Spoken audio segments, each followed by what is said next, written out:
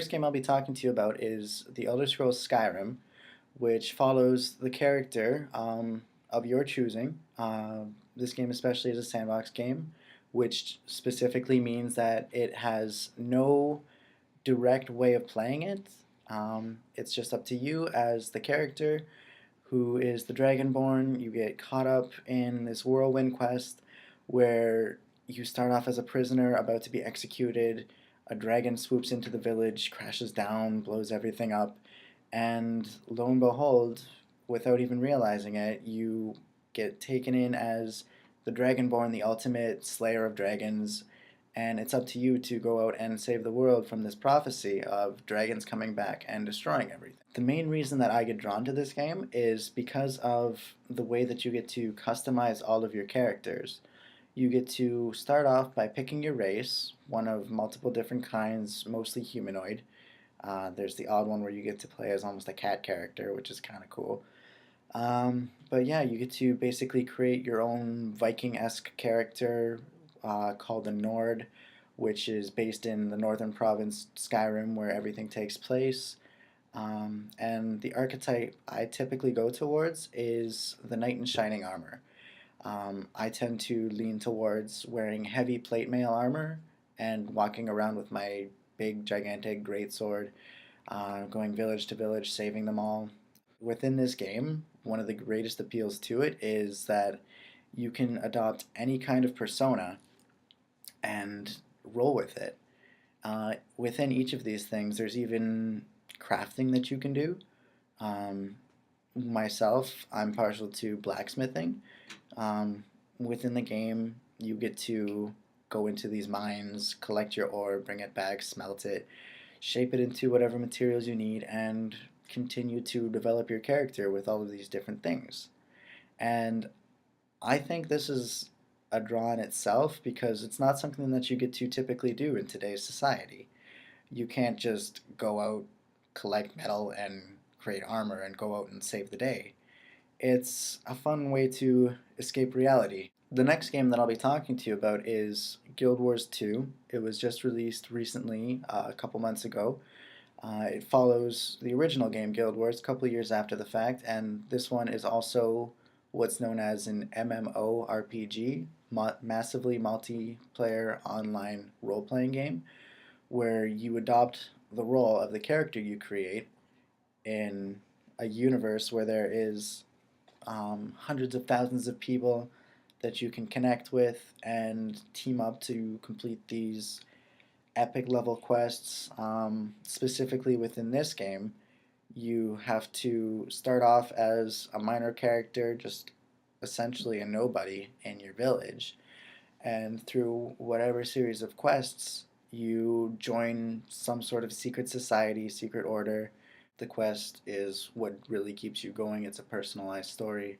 Going into these games, did you have any previous medieval knowledge or anything like that? Or did you kind of just go off, oh, these games kind of look cool, they have fantasy aspects, dragons, fighting, stuff like that? Mostly column B. I don't have much of a history background outside of grade 6 history. And I went to medieval times once. I don't think that really counts. So, what is the draw to this era then? Because you could definitely just sit down and play a contemporary first shooter game like Call of Duty, or even a high fantasy game like Halo that takes place in the future. Why go back in time where there is less technology, where basically you have like a stick and a shield to fight off like these giant dragons or things like that? I think the difference between these ones, like in the past versus in the future, is that it gives you that sense of accomplishment for overcoming real challenges. I mean, these things actually happened in history where people had nothing and they still had to go about their day living their lives and trying to survive. It's not like I can really say, oh yeah, people nowadays can just go out in their suits of armor with jetpacks and shoot down aliens. Sure, dragons are fantasy and not going to be real in any time soon, but the draw behind it is just the immersion that you get, and I guess living out history today. Like, as lame as that sounds, this versus something else like the high fantasy in Halo, you actually get to experience a bit of history, even if it is made up in fantasy.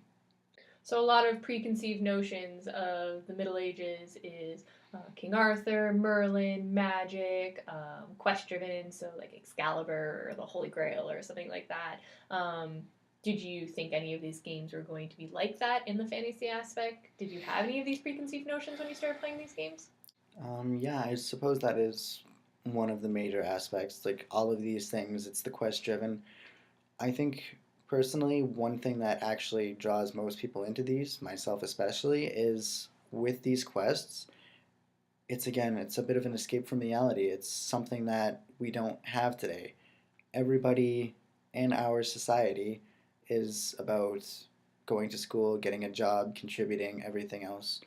We don't personally have our own quests. We don't have our Excalibur that we're constantly striving for. It's in a roundabout way, it's a way to pursue a dream that's unrealistic and something fantastical that you can only do within these games.